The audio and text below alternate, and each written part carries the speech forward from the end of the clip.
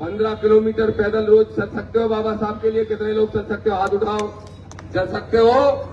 धीरेन्द्र शास्त्री जैसे तो नहीं हो कि बीमार हो जाओगे? वो पर्ची वाला बीमार हो गया था कि नहीं हिंदू यात्रा में, और फिर डॉक्टरों से इलाज कराया। तुमसे कहता है गौमूत्र पी लो और खुद का इलाज कराता है डॉक्टर। जय जय जय जय जय भीम। सम्मानीय साथियों, समय का अभाव है। अभी हमें बनारस भी पहुंचना है, उसके बाद शिवपुरी में भी कार्यक्रम है। संकल्प यात्रा के दूसरे चरण में आज हम लुकवासा पहुंचे। लुकवासा पहुंचे ना भी? लुकवासा पहुंचे। ये क्षेत्र हमारा ही क्षेत्र है, पड़ोसी क्षेत्र है, दतिया से बहुत दूर नहीं है। उस नाते मैं यहां दोबारा भी आऊंगा। अभी मुझे दिलीप ने 2 बार कहा कि आपका फिर से समय चाहिए होगा, तो मैंने कह दिया कि मैं दोबारा आऊंगा, फिर से समय दूंगा इस बार। आज की इस सभा में हमारे बीच में मौजूद भीम आर्मी के ऐसे जाबाज नेता, ऐसे जाबाज सिपाही जो मनुवादियों की खुदियां उखेड़ने का काम करते हैं, ऐसे सम्मानीय प्रदेश अध्यक्ष सुनील भैरसिया जी, पार्टी के फाउंडर मेंबर, पूर्व प्रदेश अध्यक्ष, उज्जैन की धरती से चल के आए सम्मानीय सुनील अस्ते जी। आज के कार्यक्रम में जो हमारे बीच में नौजवान साथी मौजूद हैं, जो ज्वाइन कर रहे हैं आज, लाल साहब जाटव जी, इनका मैं स्वागत करता हूं, इनकी पूरी टीम का स्वागत करता हूं और विश्वास दिलाता हूं कि भाजपा और कांग्रेस की तरह ना अनदेखी यहां होगी, ना अपमान यहां होगा। अगर यहां कुछ होगा तो तुम्हारा सम्मान और सिर्फ सम्मान होगा। हमारे बीच में चंपालाल जाटव जी जो सरपंच साहब हैं, वो भी आज ज्वाइन कर रहे हैं। मुकेश जाटव जी, डॉक्टर राम कुमार जी देहरदा, चंद्रभान टोडियाबाद जी और राकेश जाटव जी, और इन सबके साथ हमारे ब्लॉक अध्यक्ष तो है ही दिलीप जाटव जी। मेरे नौजवान साथियों, भोपाल से चल के आए हैं आदरणीय कमल कुशवाहा साहब। ये हमारा जो पुराना संगठन चलता है डीपीएसएस, दलित पिछड़ा समाज संगठन, उसके कार्यकारी प्रदेश अध्यक्ष है। भाई केशव यादव जी मेरे ख्याल से अगली सभा के लिए निकल चुके हैं। वो मेरे छोटे भाई हैं, सगे भाई हैं, लेकिन वो चंद्रशेखर भाई के भी भाई हैं, क्योंकि वो प्रदेश के उपाध्यक्ष भी हैं आजाद समाज पार्टी में। और राजकुमार प्रजापति साहब भी आए हैं भोपाल से चल के, जो भीम आर्मी के प्रदेश उपाध्यक्ष हैं। और उत्तर प्रदेश के और झांसी जिले के लला जी भी आए हैं, लला पारीछा और सब साथी। देखो भाइयों, बातें तो बहुत हो गई, भाषण बहुत हो गए। किसान के बेटे हैं और सीधी सीधी एक बात जानते हैं कि संकल्प यात्रा इसलिए निकाली है कि ग्वालियर के अंदर कुछ मनुवादी मुंह चला रहे हैं। मुंह कह रहे हैं बाबा साहब ने तो संविधान ही नहीं लिखा, कह रहे हैं बाबा साहब का, अम्बेडकर का तो नाम ही नकली है। तो मैं उनसे एक ही बात पूछना चाहता है, दामोदर यादव मंडल, अरे नालायक को ये बताओ 70 साल में अपना बाप कौन बदलता है? जो विरोध कर रहे हैं वो 70 साल की उम्र के हैं। 69 साल तक तो बाबा साहब को माला पहनाते रहे। 69 साल बाद क्या खराबी लगी कि अपना बाप बदलने चले हैं? दामोदर चुनाती से कहता है कि सुनो, इस भारत में अगर सबसे महान पुरुष कोई हुआ है, ऐसा महापुरुष जिसको पूरी धरती पर, पूरी दुनिया में पूजा जाता हो, जिनको सबसे बड़ा विद्वान माना जाता हो, दलित पिछड़ों का मसीहा माना जाता हो, ऐसा अगर कोई भगवान दामोदर के लिए हुआ है तो बाबा साहब अम्बेडकर है, कोई दूसरा नहीं है। एक और बात दामोदर यादव कहना चाहता है बड़े साफ तौर पे। लोग कहते हैं गीता पढ़ लो, लोग कहते हैं कुरान पढ़ लो, लोग कहते हैं रामचरितमानस पढ़ लो, लोग कहते हैं शिव पुराण पढ़ लो, लेकिन दामोदर यादव मंडल कहता है अगर अपना भला करना चाहते हो तो सबसे पहले बाबा साहब का लिखा हुआ संविधान पढ़ लो। जिस दिन संविधान पढ़ लोगे मेरे भाइयों, जिस दिन संविधान पढ़ लोगे तो एक मुट्ठी बन जाओगे। अभी ये 5 उंगलियां अलग अलग है। मैं जानता हूं ये विधानसभा कोलारस लगती है।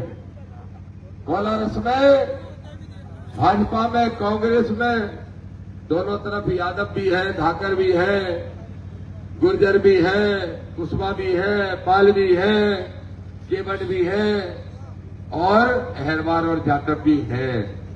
लेकिन मैं पूछना चाहता हूं कि हैसियत क्या है। जरा सोचो, जिस प्रदेश में मुख्यमंत्री यादव हो, जिस प्रदेश में मुख्यमंत्री यादव हो, फिर भी रीवा में रोहित यादव नाम के लड़के की चोटी कुछ मनुवादियों ने उखाड़ ली। जब मैंने उस लड़के से बात की वीडियो कॉल पे, आदरणीय भाई चंद्रशेखर आजाद जी ने बात की, मैंने पूछा बेटा रोहित क्या हुआ? बोले भाई साहब थोड़ा सा विवाद हुआ। मैंने कहा चोटी काट दी तुम्हारी? बोले 1.5 फीट की चोटी काटी नहीं भाई साहब, उखाड़ी है। और ये कहते हुए उखाड़ी है कि तुम यादव होके, अहीर होके चोटी रखाओगे। तो दामोदर यादव मंडल पूछता है, जवाब दो मोहन यादव, रोहित की जो चोटी रीवा में उखाड़ी है मनुवादियों ने, वो रोहित की चोटी नहीं बल्कि मोहन यादव तुम्हारी चोटी उखाड़ने का काम किया है। उन्होंने बताने का काम किया है कि हम तुमको मुख्यमंत्री बना देंगे। लेकिन जब तुम आरक्षण की बात करोगे, जब तुम यूजीसी की बात करोगे तो क्या नारे लगा रहे हैं? मोहन यादव जाएगा, जाकर भैंस चराएगा। नरेंद्र मोदी जो हिंदू सम्राट था, देश के लिए भगवान था इन मनुवादियों के लिए, उन नरेंद्र मोदी के लिए कह रहा तेली है, तमोरी है। शिवराज सिंह चौहान ने कह दिया कि माई का लाल आरक्षण नहीं छू सकता कोई, तो बोलने लगे किरार है, भैंसे चराने वाला है, बखर हाँकने वाला है। चलो मनुवादियों, दामोदर का एक चैलेंज है। मोहन यादव जाएगा, जाके भैंस चरा लेगा, मैं मानता हूं। दामोदर यादव भी जाएगा, जाके भैंस चरा लेगा। चलो पाल को कह दो कि वो भी जाएगा, चिड़िया बुकरियां चरा लेगा। किरार को कह दो, गुर्जर को कह दो, लोधी को कह दो, दांगी को कह दो, रावत को कह दो, कुशवा को कह दो, पाल को कह दो, केवट को कह दो, वो सब बखर चला लेंगे, कोई दिक्कत नहीं है। कुशवा सब्जी उगा लेगा, कोई दिक्कत नहीं है। प्रजापति मिट्टी के बर्तन बना लेगा, कोई दिक्कत नहीं है। अरे मनुवादियों, लेकिन तुम कहो उस मनु व्यवस्था के हिसाब से तुम्हारी औकात भी सिर्फ भीख मांगने थी कि क्या तुम भीख मांगने के लिए तैयार हो? छोड़ दो कलेक्टर की सारी कुर्सियां, छोड़ दो, छोड़ दो मुख्यमंत्री के पद, छोड़ दो मंत्री के पद, छोड़ दो कलेक्टर एसपी के पद। अगर तुम भीख मांगने लगो तो दामोदर अहीर का बेटा भैंस चराने को तैयार है। और अगर तुमने अपना काम, मूल काम शुरू नहीं किया तो सुनो, मानवर साहब कांसीराम के बच्चे बाबा साहब के अनुयायी, चंद्रशेखर आजाद और विनय रतन के सिपाही जाग गए हैं और जगा रहे हैं इस देश की 90% आबादी को कि जागो। अगर तुम्हारा शोषण कोई कर रहा है, हक कोई खा रहा है, तो 2-3% लोग खा रहे हैं। अरे मेरे बहुजनों, मेरे यादवों, तुमसे कह रहा हूं, मेरे यादवों, बहुत बड़ी संख्या में उस विधानसभा में, तुमसे कह रहा हूं, लगा दो नारा और लिख दो इतिहास, कह दो अहीर अहरवार भाई भाई, और मध्य प्रदेश की सत्ता में भीम आर्मी आई और आई। कह दो एक बार, कह दो, लगा दो नारा। हमारे पिछड़े वर्ग के चाहे ठाकर किरार हो, चाहे कुशवा हो, चाहे गुर्जर हो, आ जाओ मेरे पाल समाज के भाइयों, केवट समाज के भाइयों, एक बार हमारे ये बहुजन मूवमेंट बनाने के लिए रात दिन करने वाले नौजवान जो नीला झंडा लेके निकले हैं, जो नीला गमछा डाल के निकले हैं, ये देखो नीला गमछा, ये देखो नीला गमछा। आज मेरा गंदा हो गया था इसलिए पहन के नहीं आया, फिर पहन लूंगा कल सुबह। क्या करूं, एक ही था, एक तुम लोग गिफ्ट कर दो तो बिहार डाल लूंगा। दे दे बेटा, ला, इसके बिना अधूरे हैं, मजा नहीं आ रहा। बजाओ ताली, मजा आया, अब मजा आया। तो ये जो नीला गमछा डाल के लोग निकले हैं, पिछड़े वर्ग के भाइयों, इनका साथ दे दो। तुम क्या कहते हो? तुम्हारे यहाँ क्या माना जाता है क्षेत्र को मालूम है? गुलाम माना जाता है। कभी तुम राजा की गुलामी में रहते हो, कभी तुम महाराजा की गुलामी में रहते हो।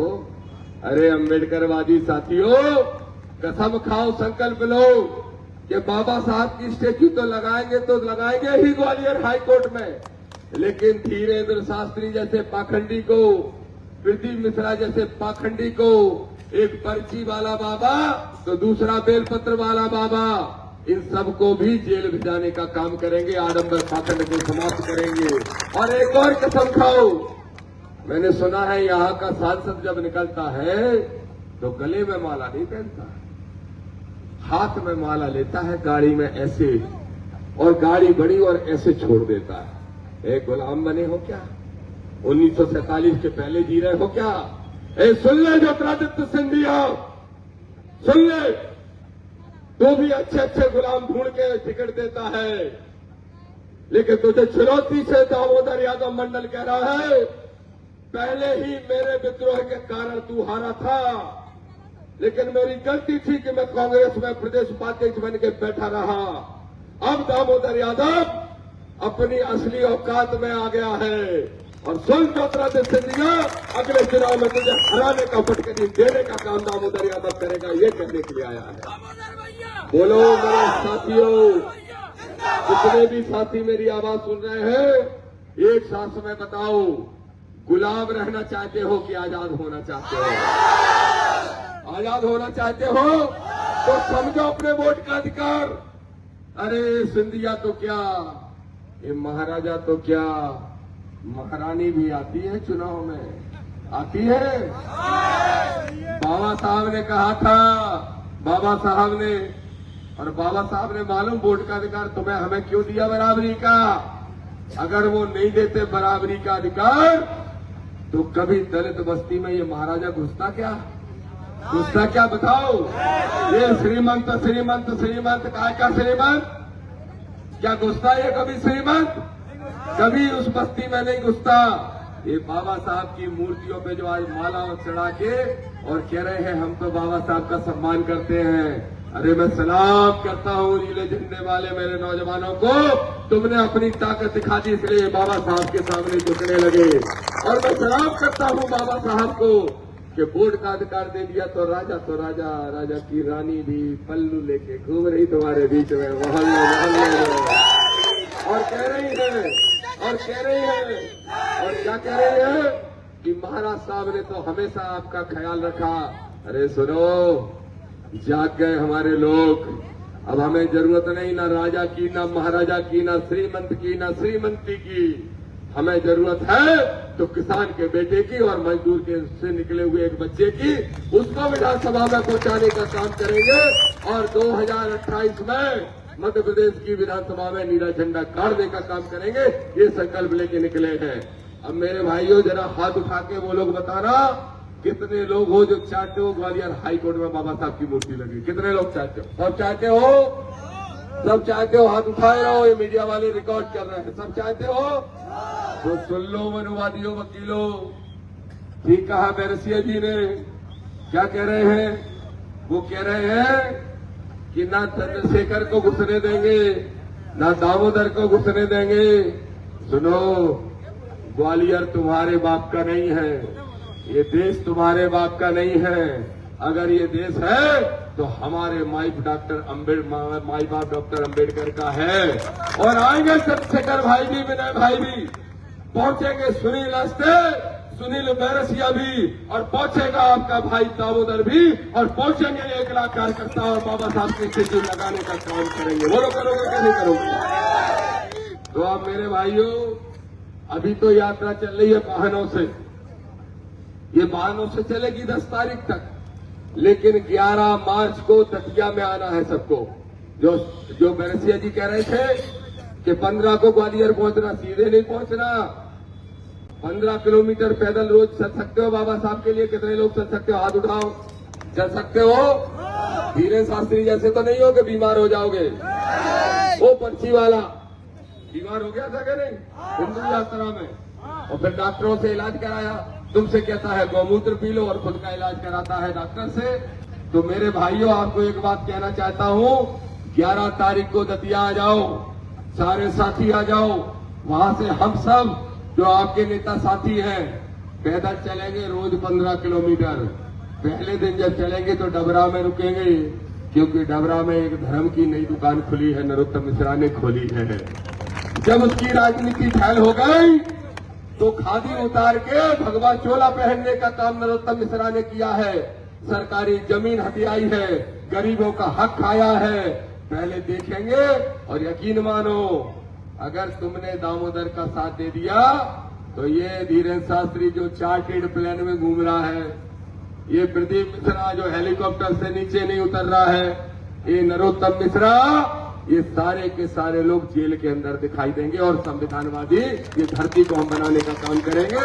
और सबको संकल्प दिलाना चाहता हूं, बताओ कितने लोग आओगे, हाथ उठा के बताओ।